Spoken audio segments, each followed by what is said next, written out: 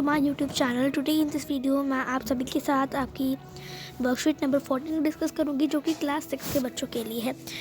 आपको अपना नेम लिखना है, टीचर का नेम लिखना है, date, worksheet number, class and section, और आपको अपना सब्जेक्ट लिखना है सोशल साइंस। ठीक है, आवर पास्ट लेसन नंबर 2। तो इस वर्कशीट में हम क्या जानेंगे? एनिमल हस्बेंड्री के बारे में जानेंगे, food storage and towards settle life के बारे में जानेंगे।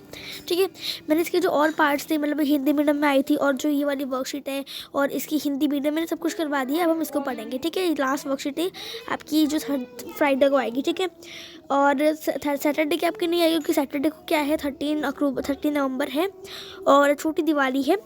ठीक है, तो इसीलिए आपकी जो वर्कशीट है वो नहीं आएगी। आपको एडवांस में हैप्पी दिवाली। चलिए पढ़ना स्टार्ट करते हैं। Human gradually embraced animal husbandry and farming over the course of thousands of years. जो इंसान है उन्होंने ये जो फार्मिंग और ये जो फार्मिंग है, एनिमल हस्बेंड्री है, उन्होंने ये कोर्स हज़ारों साल पहले से स्टार्ट कर रखा है।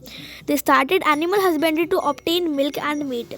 उन्होंने एनिमल हस्बेंड्री इससे स्टार्ट करा, पशुपालन इसने स्टार्ट करा, क्योंकि उन्हें उससे क्या मिलता था? मिल्क मिलता था और मीट मिलता है। ठीक है, बीजी तो ये जो मिल्क और मीट क्या है, ये अच्छे सोर्स है हमारे खाने के लिए। Animal husbandry is actually a moving food store.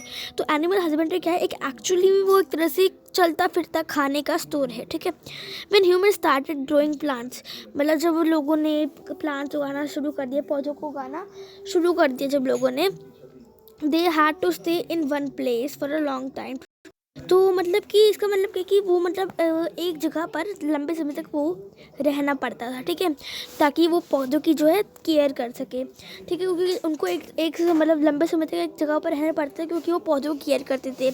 हमने पिछले वर्कशीट में जाना था कि जो पौधे हैं उनको कभी कभी कभी कभी दिन लग जाते हैं, कितने दिन लग जाते हैं उगने में उनको, और कभी कभी पूरे हफ्ते लग जाते हैं, पूरे जो है पूरा महीने लग जाते हैं, कभी कभी पूरा साल लग जाता है। ठीक है, तो इसलिए उनको रहना पड़ता था, मतलब कि उनको सीड उगाना पड़ता था, रिपेयरिंग करनी पड़ती थी क्रॉप्स की, और बहुत सारे वर्क उसमें थे इन्वॉल्व थे, जैसे कि इरिगेटिंग फील्ड्स। ठीक है, और जो वीड्स उनको रिमूविंग करनी थी, प्रोटेक्टिंग, उनको क्या करना था? एनिमल और पक्षियों से बचाना था, उनकी रक्षा करनी थी कि वो उसको तोड़ ना दे। ठीक है, तो ऐसे बहुत सारे काम जो है उनके काम में लाए जाते थे।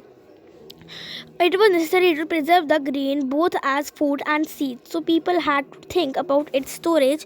In this way, man made his moved towards settled life. तो मतलब ये बहुत ज़्यादा ज़रूरी था कि जब किसी भी आदमी ने पौधे उगाए, ठीक है, मतलब उसमें दाने भी आ गए, तो कुछ दाने जो है वो अगले पौधे उगाने के लिए रखे थे, कि जो कुछ दाने से अगले पौधे उगाए जाते, नए पौधे, और कुछ दानों को वो खाने के भंडार में, मतलब खाना खाने के लिए रखते थे। ठीक है, तो इसी तरह जो इंसान उन्होंने अपनी लाइफ को सेटल करा।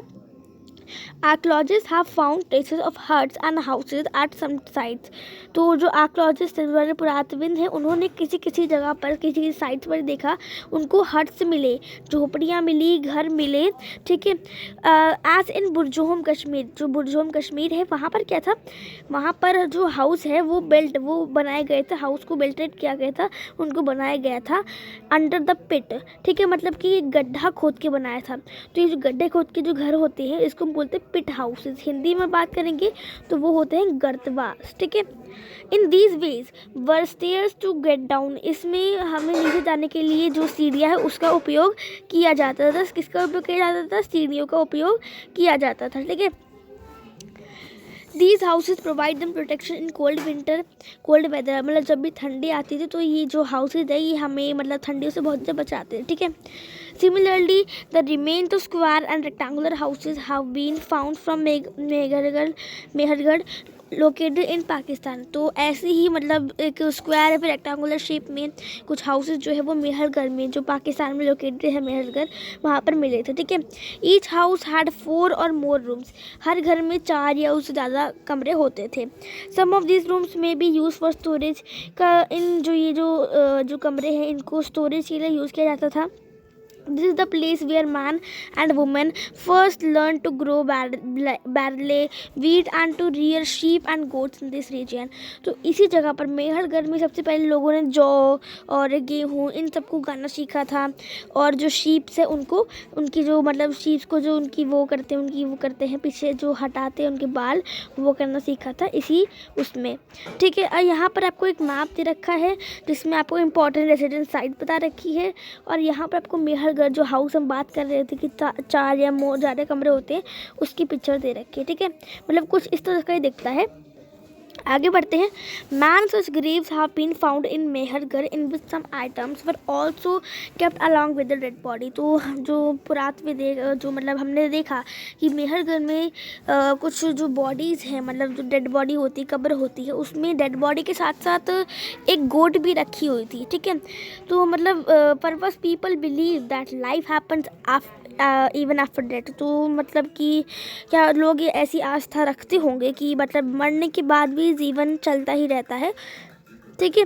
तो अब हम आगे पढ़ते हैं। हमारा फर्स्ट क्वेश्चन है, right your thoughts on why animal husbandry become so important for Hunter gathers.